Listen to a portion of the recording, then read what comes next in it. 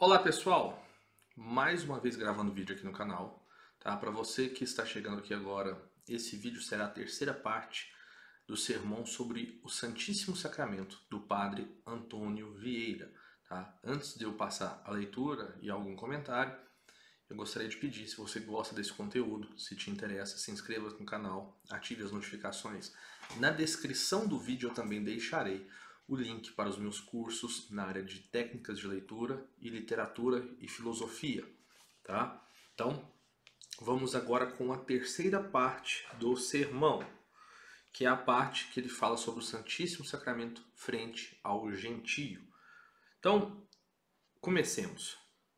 Ao gentio também lhe parece impossível este mistério, e a maior dificuldade que acha nele são as mesmas palavras de Cristo. Como é possível, diz o gentio, que seja Deus quem diz que lhe comam a carne e lhe bebam o sangue? Quando Atreu deu a comer a Tiestes a carne do seu filho,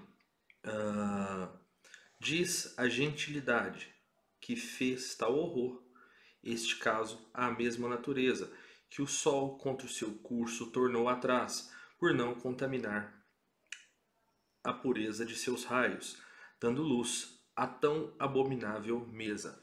Quando ele está falando aqui sobre os gentios, ele fala que vai usar as fábulas dos gentios para mostrar a questão do Santíssimo Sacramento. E aqui, as fábulas a que o padre Antônio Vieira está se referindo é a mitologia grega, tá? Como pode logo ser Deus quem diz que lhe comam a carne e lhe bebam o sangue?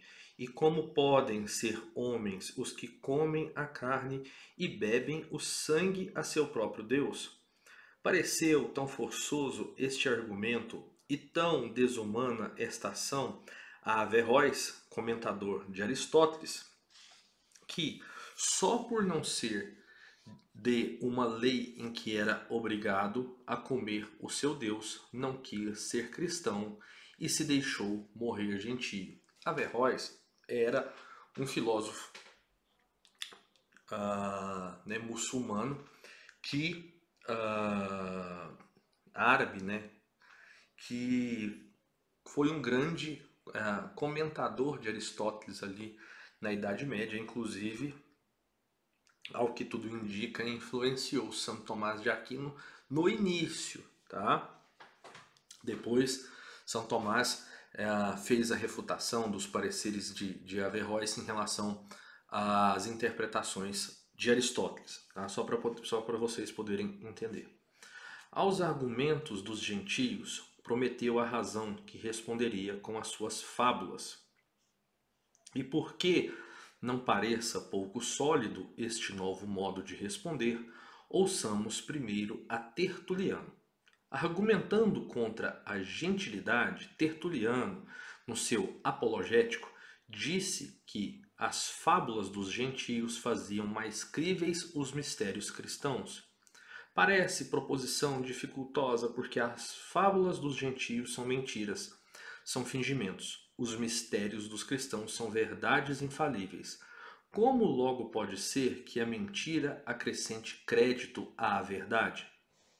O mesmo Tertuliano se explicou com um juízo que costuma, e aí tem uma citação em latim: Fideliora sunt nostra macisque credenda corum imaginis quoque fidem inverantum.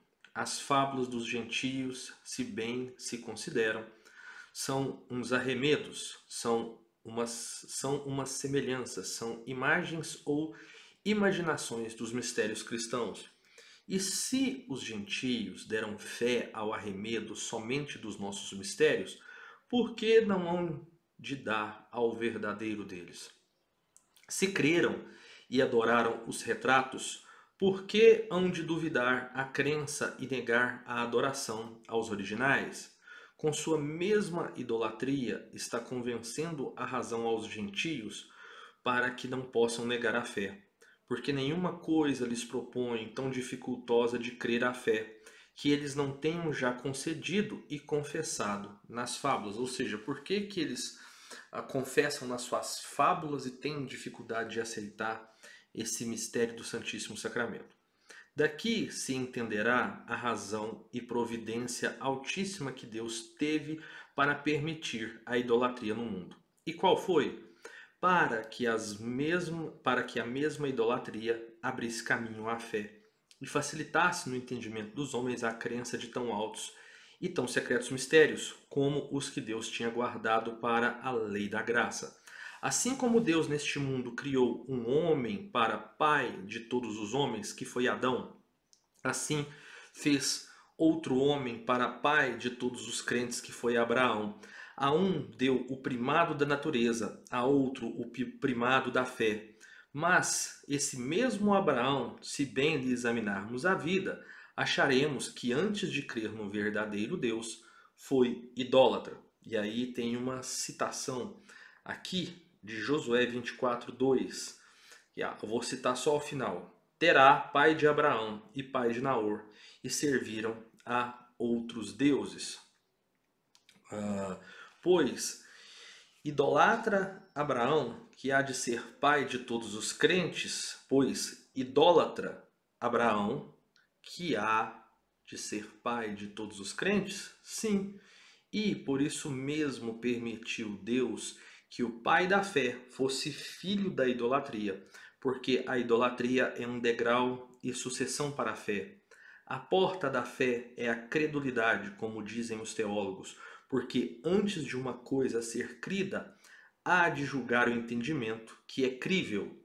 E isto é o que faz a idolatria no mundo, vindo diante da fé.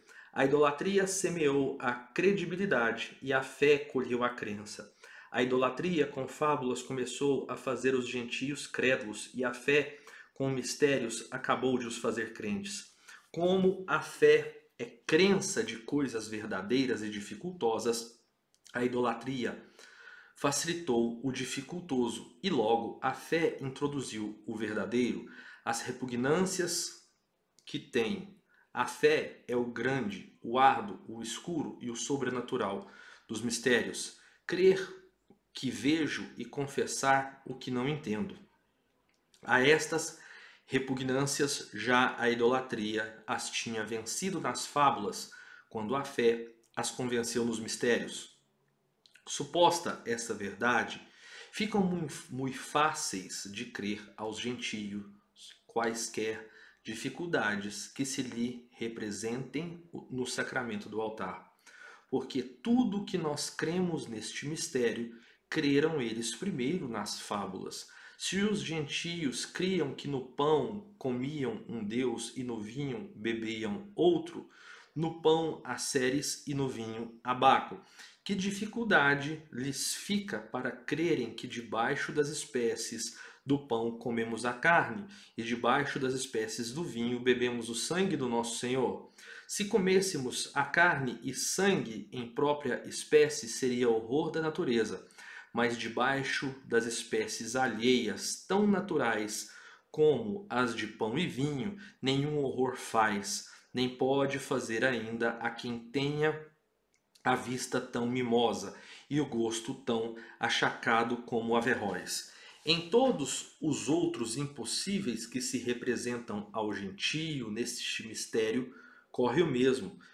Parece impossível nesse mistério que a substância do pão passe a ser corpo de Cristo. Parece impossível que a quantidade do corpo e a quantidade do pão ocupem um só lugar na mesma hóstia. Parece impossível que o mesmo manjar cause morte e cause vida. Parece impossível que o mesmo Cristo esteja juntamente no céu e mais na terra. Parece impossível que desça Deus cada dia à terra para se unir com o homem e o levar ao céu. E parece finalmente impossível que o homem, comendo, se transforme com um bocado de homem em Deus. Mas se os gentios criam, desfaçamos todos estes impossíveis.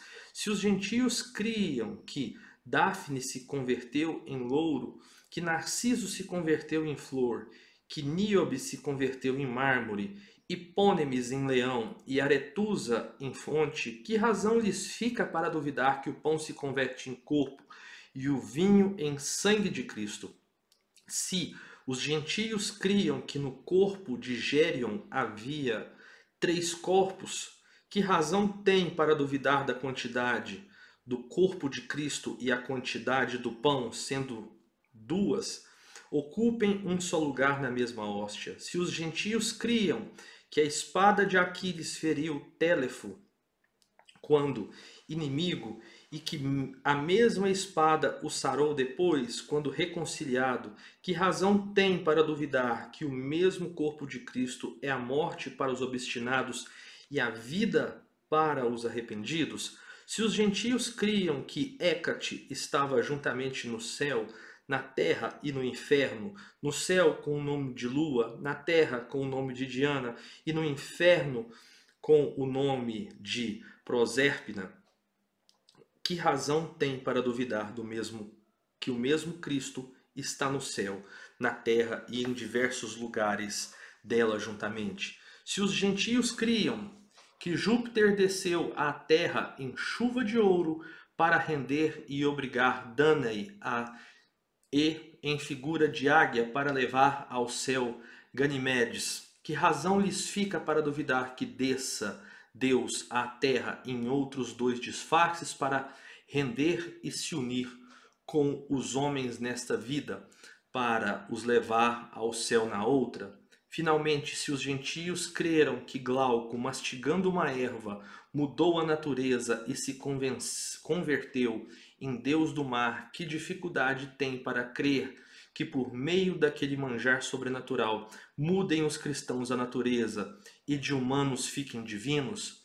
Assim que não lhes fica razão nenhuma para duvidar neste mistério os gentios, porque tudo o que se manda crer no sacramento, creram eles primeiro nas suas fábulas. Nem cuide alguém que é descrédito de nossa religião parecerem-se os seus mistérios com as fábulas dos gentios, porque antes esse é o maior crédito da fé e o maior abono da onipotência. Louva Davi os mistérios da lei escrita e encarece-os por comparação às fábulas dos gentios. Aqui tem a citação do Salmo 118, 85. Narram-me fábulas iníquas, mas não como a tua lei. A passagem, contudo, não corresponde a Salmo 118, 35, cujo texto é: os soberbos abriram covas para mim, o que não é conforme a tua lei. O padre deve estar aqui nesse momento fazendo a citação de outro texto que o editor não localizou a referência exata. Louva São Pedro os mistérios da lei, da graça, e encarece-os por comparação às fábulas mesmas da gentilidade. 2 Pedro 1,16. Porque não nos fizemos saber a virtude e a vinda do nosso Senhor Jesus Cristo seguindo fábulas artificialmente compostas, mas nós mesmos vimos a sua majestade. Notável comparação e notável conformidade entre as 2 maiores colunas da lei velha e a lei nova. Se Davi e Pedro querem encarecer os mistérios divinos da fé por comparação à gentilidade, por que os não compararam com as histórias dos gentios, senão com as fábulas? A profissão da história é dizer verdade, e as histórias dos gentios tiveram feitos heróicos, os casos famosíssimos, como se vê nas dos gregos e dos romanos. Pois por que comparam Davi e Pedro os mistérios sagrados, não as histórias, senão as fábulas? Porque as histórias contam o que os homens fizeram e as fábulas contam o que os homens fingiram.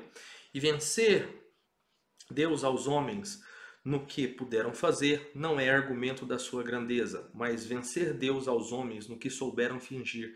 Esse é o louvor cabal de seu poder, que chegassem às obras de sua onipotência, onde chegaram os fingimentos de nossa imaginação, que chegasse a onipotência divina, obrando onde chegou a imaginação humana fingindo. Grande poder, grande sabedoria, grande Deus. Isto é o que adoramos e confessamos naquele mistério. As fábulas dos gentios foram imaginações fingidas das maravilhas daquele mistério. E as maravilhas daquele mistério são existências verdadeiras das suas fábulas.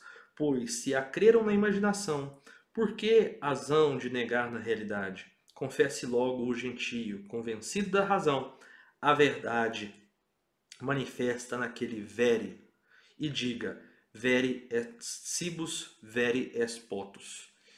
Finalizando essa terceira parte, que o resumo do argumento é: se os gentios creram nas fábulas, e aqui, como eu disse, as fábulas estão mais se referidas à mitologia grega, por que não crerem no mistério do Santíssimo Sacramento?